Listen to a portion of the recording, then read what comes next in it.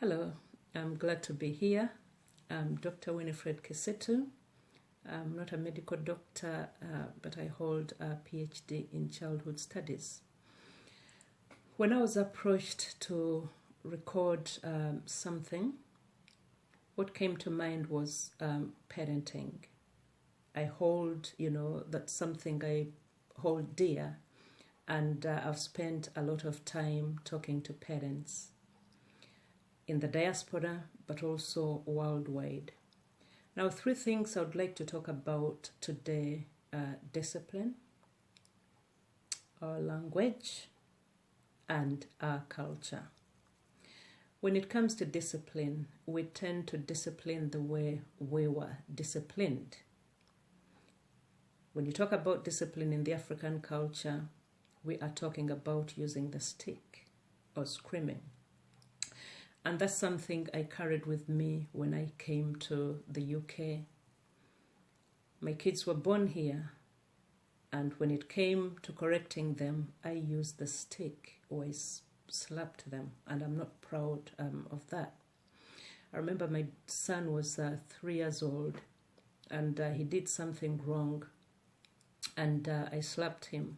Now, before he started crying, he looked at me and said, "Mom, you say you love me. Why do you slap me?" As I said, I am not proud of that, but I didn't know any better. My approach to discipline started when I started writing and reading widely, and I came across positive parenting. I learned that actually we don't need to shout, we don't need to beat or push our kids. We can teach them behavior, in a positive way. And I embraced this approach, and I learned that 99% of the time, it's actually on us, as moms, as dads, to prevent behavior before it even manifests itself. We have to spend 99% of the time teaching our children the behavior they expect. And even when they misbehave, it doesn't mean that we have to jump in with consequences. Sometimes our kids need a reminder, this is the behavior I expect. Sometimes, they need, a warning. If you do this, then this will happen. And as you teach positive discipline, you have to also tell your children about the consequences they'll face. One thing that we get wrong is mixing discipline and punishment. When it comes to discipline, it means loving guidance, guiding our children, teaching our children, discipling our children. As I said, taking the time to teach them right from wrong. Punishment means inflicting pain, both emotionally and psychologically. When we take the time to teach, just like any other thing, maths and English and cooking, when we take the time to teach, our kids learn right from wrong. That's one thing I can testify about. My house was full of fear when my kids were still young, when I was still embracing, punishment.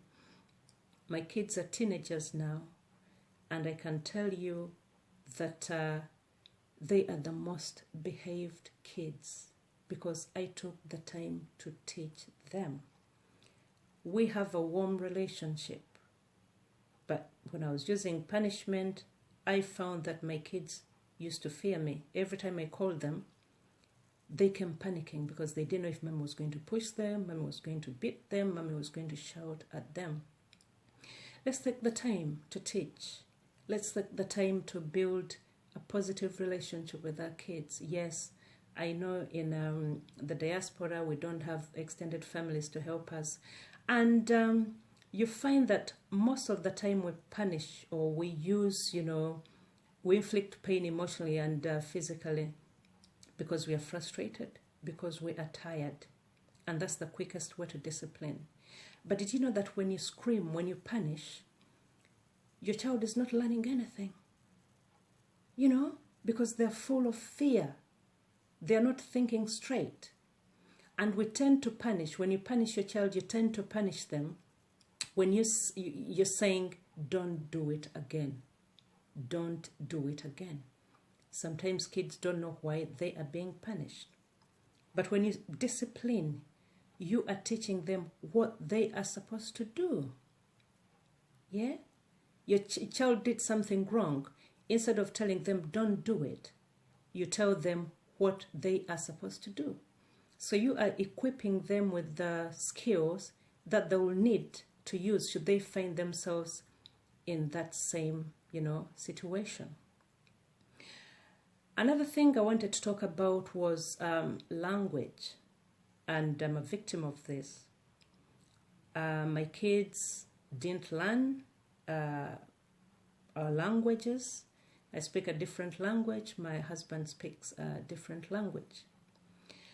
When they came here, or when I came here and I gave birth to my kids, we spoke English. Why? Because we speak English in Uganda. We speak English in schools. And one thing why we spoke English was my belief that if I teach my kids my language or my husband's language, they will fall back in school. Now that is wrong, because our mother tongues actually form a base for a second language, for a child to learn a second language. And also, our kids learning our mother tongue, it actually boosts their pride.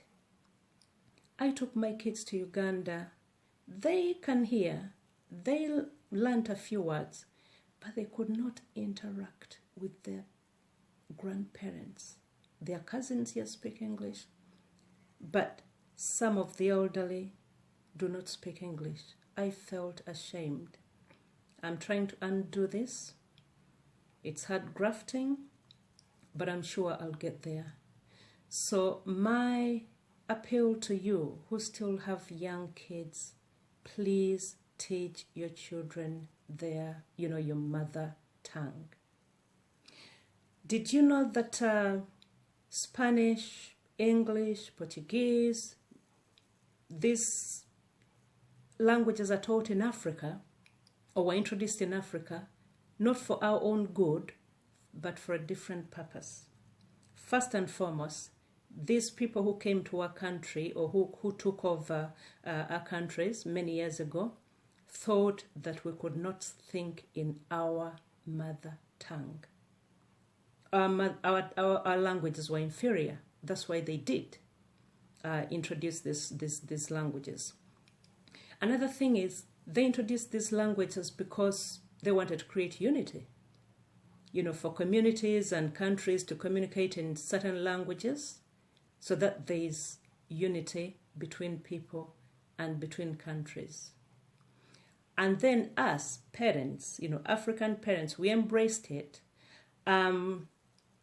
not in the eyes of the conquerors, the European conquerors, but we thought, or we think, that speaking a foreign language, speaking English, is a ticket to, a ticket or an entrance to a higher class, or higher society, or, an elite group of people. Now, we struggle in the diaspora, but many parents are teaching their children English as I speak in Uganda. Many parents struggle, many kids struggle like my kids when I take them to Uganda. And these kids have grown up in Uganda. But why? Because, not just Uganda, but in Africa, because we see English as a route to higher status, that elite group. We forget that teaching our kids our languages or mother tongue, helps to raise their self-esteem, helps them to have that belonging. So please, I appeal to you. I made a mistake. I do not want you to make that mistake too. Please try as much as possible to teach your child your mother tongue. The last thing is about our culture. Many kids have grown up here. Our kids have grown up here. You know, it's so expensive to take them to back home. Some kids have not been to Africa. You know, they come and ask so many questions, especially when their countries are being talked, you know, about, or you sleep on trees and you don't have good roads and this and that. That thing wounds our children. It wounds their self-esteem. We have to teach our family history to our kids. Where did we come from?